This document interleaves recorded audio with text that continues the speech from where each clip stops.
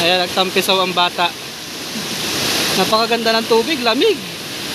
Presko galing sa bundok. Fresh na fresh. Oh, ayan, oh, kabundukan niya, no. Fresh na fresh ang tubig. Kaya enjoy na enjoy yung bata. Back to childhood.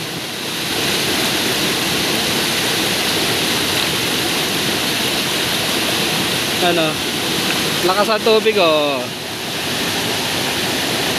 Ayan. Hindi nyo ito mararating. Alam nyo kung bakit? Kasi kayo ayaw nyong gumastos. Si Buddy puro gastos. Tapos kayo ayaw nyo mag-absent sa trabaho. Kasi akala ninyo hindi kayo pamamanahan ng company. Huwag ganon. Dapat nag-i-enjoy din ang buhay. Hindi tayo tagapagmana. Joke lang.